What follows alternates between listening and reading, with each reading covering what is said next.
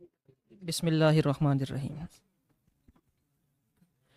نحمدہ ونصلی ونسلم علی رسولہ النبی الامین الکریم وعلی آلہ وصحبہ واہل بیتہ وعترتہ اجمعین اما بعد فاعوذ باللہ من الشیطان الرجیم بسم اللہ الرحمن الرحیم قال اللہ تبارک و تعالی فی کلامہ المجید لا یستوی الذین یعلمون والذین لا یعلمون صدق اللہ العظیم وبلغنا رسولہ النبی الامین الکریم ونحن علی ذلک لمن الشاہدین والشاکرین والحمد للہ رب العالمین۔ آپ کے جو دروس ہیں اور دورے ہیں ان کا سلسلہ جاری ہے، اور یہ جو آخر میں آپ کا درس ہو رہا ہے یا دورہ ہو رہا ہے، یہ در حقیقت دورے تو ان اسباق کے ہوتے ہیں جو پہلے آپ نے پڑھے ہوں، وہ علوم جو پہلے آپ نے سیکھے ہوں، پھر اس کا دورہ کرایا جاتا ہے تاکہ جلدی سے وہ بآسانی سمجھ میں آ جائیں۔ یہ ایک ایسا مضمون ہے کہ جو نہ تو پہلے کبھی آپ نے پڑھا ہے، اور اگر پڑھا بھی ہے تو اس میں گہرائی اتنی ہے کہ جتنا پڑھتے چلے جائیں مزید ڈوبتے چلے جائیں گے۔ یعنی یہ ایک ایسا سمندر ہے جس کی گہرائی کی کوئی انتہا نہیں ہے، اور یہ ایک ایسا آسمان ہے جس کے عروج کی کوئی انتہا نہیں ہے۔ اس سے پہلے کہ موضوع بیان کریں، نفس موضوع کی طرف آئیں، سب سے پہلے مختصراً یہ بیان کر دیتے ہیں کہ تصوف کی حقیقت کیا ہے۔ تو حضرت علامہ ابو عبد الرحمن السلمی رحمۃ اللہ تعالی علیہ نے اپنے شیخ سے پوچھا کہ تصوف کی اصل کیا ہے، ما ہوا اصل التصوف؟ تو آپ نے فرمایا اصل التصوفی ہوا ملازمت الکتاب والسنہ، تصوف کی اصل یہ ہے کہ کتاب اور سنت کی پیروی کی جائے، اس کو لازم پکڑ لیا جائے۔ یعنی تصوف اور طریقت شریعت سے جدا نہیں ہو سکتی، یہ الگ الگ دو چیزیں۔ یہ جو آج ایک مغالطہ پھیلایا جاتا ہے کہ ہم تو شریعت سے بالا ہو گئے، شریعت تو راستہ تھا، اب تو راستہ کٹ گیا، اب تو پیر بن گئے، اب تو بڑے ہو گئے، اب کیا ضرورت کہ شریعت کے مسائل پر عمل کریں؟ فرمایا نہیں، تصوف کی اصل یہی ہے کہ انسان شریعت پر، کتاب اور سنت پر کاربند رہے، اس پر عمل پیرا ہو۔ سیدنا غوث اعظم رضی اللہ تعالیٰ عنہ کو جب مقام قطبیت اور مقام غوثیت ملا تو شیطان آپ کے پاس آیا اور کہنے لگا، اے عبد القادر، تمہیں مبارک ہو، اللہ تعالیٰ نے اتنے بڑے مقام اور مرتبے سے نواز دیا ہے، اب تمہیں کسی عمل کی ضرورت نہیں رہی، اب یہ نمازیں، یہ روزے، یہ تو وہ کرتے ہیں جنہیں راستے کی پہچان نہ ہو یا جو راستے میں چل رہے ہوں، آپ کو تو منزل مل گئی اور مقام مل گیا، اب آپ کو ضرورت نہیں ہے کہ یہ شریعت کے احکامات بجا لائیں۔ تو سید غوث اعظم نے فرمایا، اگر یہی چیز ہے اور اس طرح مقام اور مرتبہ پا لینے سے شریعت معاف ہو جانی ہوتی تو سب سے پہلے ابو بکر صدیق پر معاف ہونی تھی۔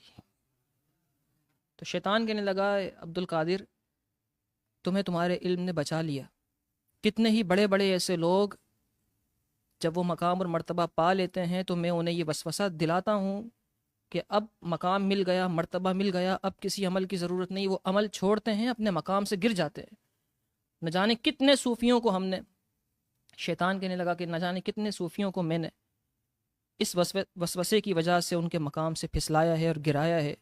مبارک ہو عبد القادر جیلانی، تمہیں تمہارے علم نے بچا لیا۔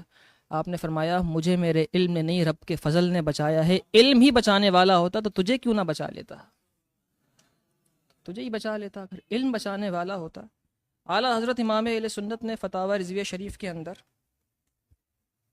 اس حوالے سے ایک مکمل رسالہ تحریر فرمایا ہے، اور اس رسالے کا نام ہے 21ویں جلد کے اندر مقال العرفاء باعزاز شرع و علماء۔ علماء اور شریعت کی افضلیت پر اہل معرفت کا کلام۔ یعنی آسان الفاظ میں یوں سمجھیں کہ صوفیوں کے اقوال علماء کی شان میں، پیروں کے اقوال علماء کرام کی شان میں، مشائخ کی اقوال علم اور علماء کی شان میں۔ اس پر پورا اعلیٰ حضرت امام اہل سنت نے ایک رسالہ تحریر فرمایا۔ کسی نے سوال کیا تھا اس حوالے سے کہ یہ ساری چیزیں ہیں، ایک شخص کہتا ہے کہ یہ شریعت کے جو مسائل ہیں یہ تو راستہ ہیں، اور اب تو شریعت سے ہم آگے بڑھ گئے، طریقت کی راہ پر آ گئے۔ تو آپ نے پھر اس حوالے سے ساری باتیں لکھیں۔ انشاءاللہ العزیز اعلیٰ حضرت امام اہل سنت کی بارگاہ میں جا کر ان سب چیزوں سے پوچھیں گے اعلیٰ حضرت سے کہ آپ بیان فرمائیے، آپ تو مجدد ہیں، آپ بیان فرمائیے کہ کیا یہ دو چیزیں الگ الگ ہیں؟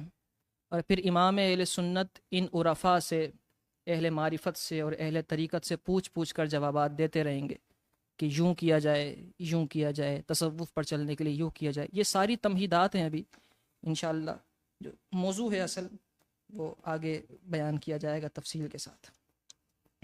اعلیٰ حضرت امام اہل سنت نے فرمایا اس حوالے سے کہ علم باطن اور علم ظاہر، ان دونوں کا کیا آپس میں تعلق ہے۔ آپ نے فرمایا علم الباطنی لا یعرفہ الا من عرف علم الظاہر۔ فرمایا علم باطن وہ کبھی نہیں جان سکتا جو علم ظاہر نہ جانتا ہو۔ علم باطن وہ کبھی نہیں جان سکتا، یعنی وہ کبھی بھی مرشد اور شیخ نہیں بن سکتا جو شریعت نہ سیکھا ہوا ہو۔ جو شریعت کے مسائل ہیں، اصول ہیں، یہ علم ظاہر ہے، اور اسی پر ظاہری احکامات شریعت کے لگتے ہیں، اور یہ باطنی احوال ہیں، یہ باطنی علوم ہیں۔ آپ نے فرمایا اور حوالہ دیا امام مالک کا کہ امام مالک فرماتے ہیں کہ علم باطن کو نہیں جان سکتا مگر وہی جان سکتا ہے جسے اللہ تعالیٰ نے علم ظاہر سے نوازا ہو، علم ظاہر عطا فرمایا ہو۔ اور ولایت دراصل نبوت کا پرتو ہے۔ کل معراج کی شب تھی اور تصوف پر بات چل رہی ہے، تو یہ جو آیت معراج ہے اس میں اللہ تعالیٰ نے اپنے حبیب کریم صلی اللہ علیہ وسلم کی معراج کا ذکر فرمایا ہے، زمینی معراج کا۔ زمینی معراج کا ذکر سورہ اسرا میں ہے، اور آسمانی معراج کا ذکر سورہ نجم میں ہے۔ والنجم اذا ہوا ما ضل صاحبکم وما غوی وما ینطق عن الہوی والنجم اذا ہوا، اور اس چمکتے ستارے کی قسم جب وہ واپس آیا، جب وہ اترا۔ حضرت امام جعفر صادق رضی اللہ تعالیٰ عنہ فرمایا کرتے تھے خدا کی قسم اس نجم سے مراد رسول اللہ ہیں۔ اور نجم سے مراد صرف ستارہ نہیں ہے، آپ لغت کی کتابیں دیکھیں، نجم کا ایک مطلب اصل بھی ہوتا ہے۔ اسی لیے کتب حدیث کے اندر جس حدیث کی سند نہ ملتی ہو اس حدیث کے بارے میں کہا جاتا ہے حاذا الحدیث لا نجم لہ، یہ حدیث ہے جس کا نجم نہیں ہے، جس کی اصل اور سند نہیں ملتی۔ تو یہاں پر اگر نجم کا معنی اصل کریں تو مراد یہ ہوگی کہ کائنات کی اصل کی قسم، جب گیا تھا کائنات رک گئی تھی، واپس آیا کائنات چلنی شروع ہو گئی۔ والنجم اذا ہوا، چمکتے ستارے کی قسم، اس نجم کی قسم، کائنات کی اصل کی قسم۔ یہ ہے آسمانی معراج۔ اور زمینی معراج کا ذکر اللہ تعالیٰ نے سورہ اسرا میں فرمایا سبحان الذی اسرا بعبدہ لیلا من المسجد الحرام الی المسجد الاقصی الذی بارکنا حولہ لنریہ من آیاتنا انہ هو السمیع البصیر۔ تھوڑا سا مشکل مضمون ہے، توجہ آپ کی رہے گی تو انشاءاللہ سمجھ میں آ جائے گا۔ اللہ تعالیٰ ارشاد فرماتا ہے پاک ہے وہ ذات جو اپنے بندے خاص کو لے گیا سیر کرانے کے لیے رات کے قلیل سے حصے میں مسجد حرام سے مسجد اقصی تک۔ لیلن پر جو تنوین ہے یہ اس بات کو ظاہر کرتی ہے کہ رات کا قلیل سا حصہ مراد ہے۔ پاک ہے وہ ذات جس نے سیر کرائی اپنے بندے خاص کو رات کے تھوڑے سے حصے میں مسجد حرام سے مسجد اقصی تک، الذی بارکنا حولہ، جس کے ارد گرد ہم نے برکتیں رکھیں، 70,000 انبیاء کے مزارات اور مقامات ہیں۔ کیوں سیر کرائی؟ لنریہ من آیاتنا، تاکہ ہم اسے اپنی نشانیاں دکھائیں۔ کسے اپنی نشانیاں دکھائیں؟ محبوب کریم صلی اللہ علیہ وسلم کو دکھانے والا اللہ اور دیکھنے والے حضور سرور دو عالم صلی اللہ علیہ وسلم. دیکھنے والے سرکار ہیں، لیکن جب آیت کا اختتام ہوتا ہے تو رب فرماتا ہے انہ هو السمیع البصیر، بے شک وہی سننے والا اور دیکھنے والا ہے. یہاں ہو کی ضمیر اللہ کی طرف راجع ہے، یعنی دکھائی محبوب کو اور اس کے فوراً بعد ذکر کر دیا کہ اللہ دیکھنے والا ہے، اللہ سننے والا ہے. یہ کیا ہوتا اگر مضمون تو یوں ہوتا کہ محبوب دیکھنے والے ہیں، محبوب سننے والے ہیں، مگر بات یہ ہے وہ مقام تھا قاب قوسین یا ادنا کا. اور اعلیٰ حضرت امام اہل سنت نے اس مسئلے کو یوں حل کیا.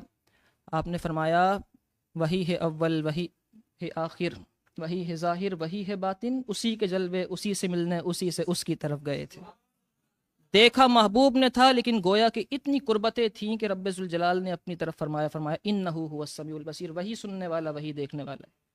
اس کو اور اس کو آسان کر کے اگر تصوف کی نگاہوں سے مزید دیکھا جائے اور نبی پاک صلی اللہ علیہ وسلم کی زبان مبارک سے اسی فلسفے کو اور مسئلے کو سنا جائے تو نبی پاک صلی اللہ علیہ وسلم نے ارشاد فرمایا، یہ حدیث پاک آپ سب نے پڑھی ہوگی اور سنی ہوگی، یہ ریاض الصالحین سے لے کر پھر آگے مشکات شریف والے اور پھر آگے دور حدیث شریف والے تقریباً کتابوں میں یہ حدیث آتی ہے. نبی پاک صلی اللہ علیہ وسلم نے ارشاد فرمایا الاحسان ان تعبد اللہ، احسان یہ ہے، نیکی یہ ہے کہ تو اللہ کی عبادت کرے، کأنک تراہ، گویا کہ تو اسے دیکھ رہا ہے، فإن لم تکن تراہ فإنہ یراک، اگر تو نہیں دیکھ رہا اسے تو وہ تو تجھے دیکھ رہا ہے. فإن لم تکن تراہ فإنہ یراک، ان کلمات پر غور کیجئے گا. کانا کبھی تامہ ہوتا ہے اور کبھی ناقصہ ہوتا ہے. کانا ناقصہ ہو تو جب تک آگے نہ مل جائے اپنا معنی بتانے میں نامکمل رہتا ہے، اور کانا تامہ اپنا معنی خود بیان کر دیتا ہے. فَإِن لَمْ تَكُنْ تَرَاهُ، یہاں پر کانا ناقصہ ہے، اگر تو اسے نہیں دیکھ سکتا تو وہ تو تجھے دیکھ رہا ہے. یعنی فَإِن لَمْ تَكُنْ کا معنی تراہو لگائے بغیر سمجھ میں نہیں آتا. اگر تو اسے نہیں دیکھ رہا تو وہ تو تجھے دیکھ رہا ہے، لیکن اگر فَإِن لَمْ تَكُنْ کو تامہ کر دیا جائے تو پھر معنی یہ ہوگا فَإِن لَمْ تَكُنْ، جب تو نہ رہے تراہو تو اس کو دیکھ لے گا. فَإِن لَمْ تَكُنْ، جب تو اپنے آپ کو ایسا فنا کر دے، اس مقام پر پہنچ جائے، فنا فی اللہ ہو جائے، تراہو تو پھر تو اس کا نظارہ کر دے گا.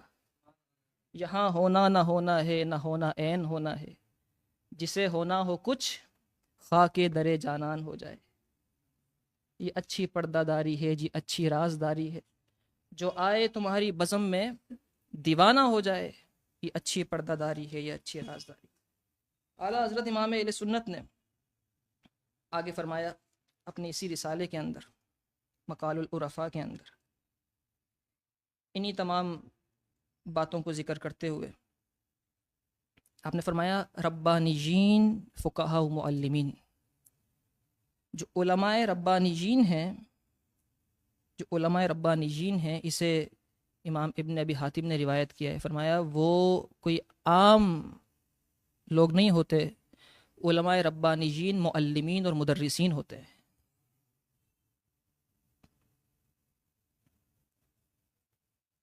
پھر مزید ارشاد فرمایا سیدی غوث اعظم رضی اللہ تعالیٰ عنہ کے کثیر اقوال اعلیٰ حضرت امام اہل سنت نے ذکر فرمائے. آپ نے فرمایا حضور سیدی غوث اعظم ارشاد فرماتے ہیں بہجت الاسرار کے اندر، اقرب الطرق الی اللہ لزوم قانون العبودیہ، اللہ کی بارگاہ میں سب سے زیادہ جلدی لے جانے والا طریقہ اور ذریعہ یہ ہے کہ عبودیت کے قانون کی پاسداری کی جائے، ان قوانین کو اور ان شریعت کے اصولوں کو مد نظر رکھا جائے جو اللہ تعالیٰ نے کسی انسان پر لازم کیے ہیں. حضرت جنید بغدادی رضی اللہ تعالیٰ عنہ، آپ سیدی غوث اعظم کے بھی مشائخ میں سے ہیں، اسی لیے جب شجرہ پڑھنا شروع کریں تو پہلے سیدنا جنید بغدادی رضی اللہ تعالیٰ عنہ کا ذکر آتا ہے، اس سے پہلے حضرت سیری سختی کا ذکر آتا ہے، اور پھر اس کے بعد مزید آگے اذکار آتے ہیں، اور پھر سیدی غوث اعظم کا ذکر آتا ہے۔ حضرت جنید بغدادی رضی اللہ تعالیٰ عنہ کے پیر و مرشد ہیں حضرت سیدنا سیری سختی رضی اللہ تعالیٰ عنہ۔ جنید بغدادی فرماتے ہیں کہ مجھے میرے پیر و مرشد سیدنا سیری سختی رضی اللہ تعالیٰ عنہ نے دعا دی تھی۔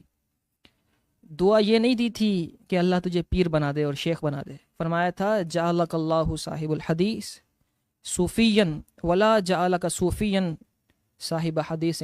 آپ نے فرمایا تھا اللہ تمہیں حدیث کا عالم بنا کر پھر صوفی بنائے، حدیث کا عالم بنانے سے پہلے صوفی نہ بنائے۔ آسان لفظوں میں یوں کہا تھا کہ اللہ تعالیٰ جب تمہیں مسند رشد و ہدایت پر بٹھائے اور جب تم لوگوں کو مرید بنانا شروع کرو تو اس سے پہلے اللہ تعالیٰ تمہیں علم شریعت عطا فرما دے، کیونکہ اگر علم شریعت سے بہراور نہ ہوئے، اگر علم شریعت نہ ہوا تو پھر ہو سکتا ہے خود بھی بھٹکو اور پھر دوسروں کو بھی بھٹکانا شروع کر دے۔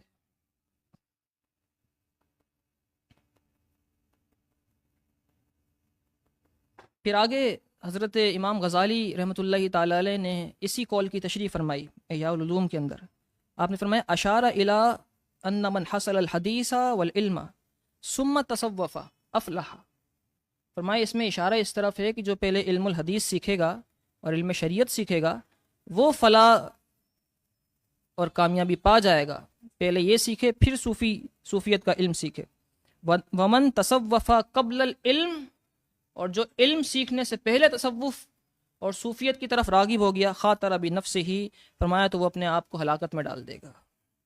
تو معلوم ہوا کہ یہ دونوں راہیں، یہ دونوں طریقے جدا نہیں ہیں، بلکہ پہلے شریعت ہے، شریعت بنیاد ہے اور طریقت اس کی چھت کا نام ہے۔ جب تک بنیاد نہ ہو چھت قائم نہیں ہو سکتی۔ حضرت عیسیٰ علیہ السلام ایک جگہ سے گزر رہے تھے تو ایک شخص ایک باغ میں پانی ڈال رہا تھا، نوجوان تھا۔ پانی ڈالتے ہوئے اس کی نظر حضرت عیسیٰ علیہ السلام کی طرف پڑی تو عیسیٰ علیہ السلام کی طرف دوڑتا ہوا آیا، کہنے لگا کہ اے عیسیٰ علیہ السلام میرے لیے دعا کیجیے، اللہ تعالیٰ مجھے عشق کا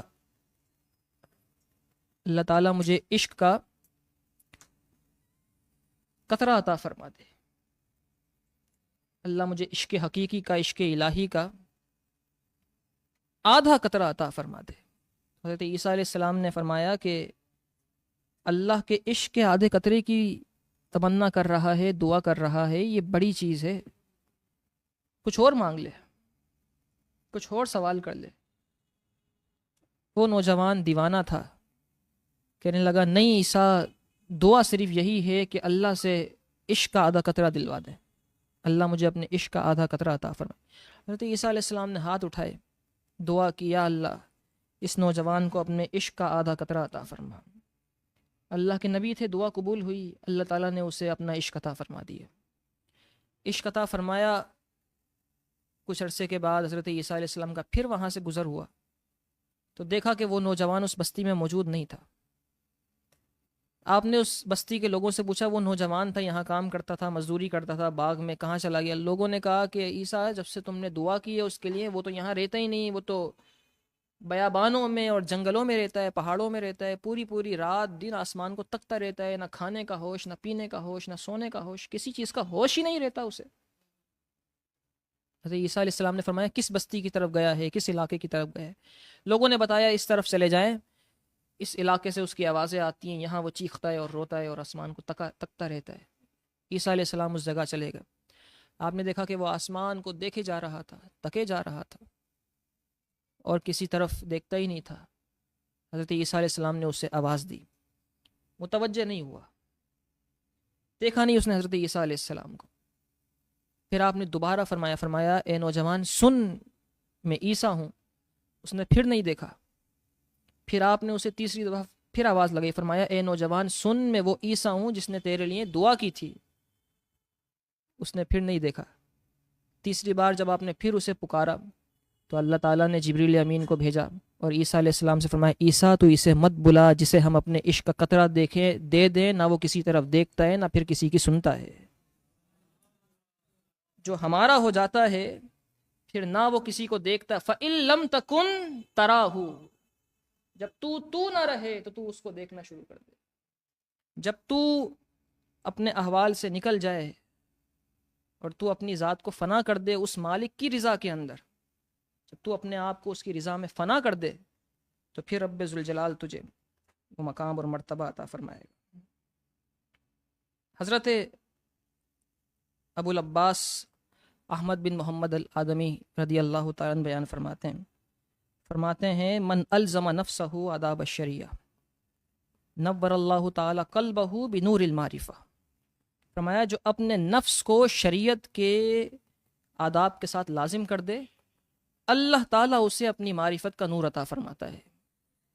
یہ رسالہ خاص طور پر مشائخ کو پڑھنا چاہیے، اور آپ لوگوں کی ذمہ داری ہے، بالخصوص وہ طلبہ جن کا تعلق کسی پیر خانے سے ہے یا کہیں جاتے ہیں، تو ان کی ذمہ داری ہے کہ اسے پڑھیں اور اسے سمجھیں اور پھر آگے جا کے انہیں بتائیں کہ محض گدی پر آ کے بیٹھ جانا یہ کافی نہیں ہوتا جب تک علم نہ حاصل کیا جائے.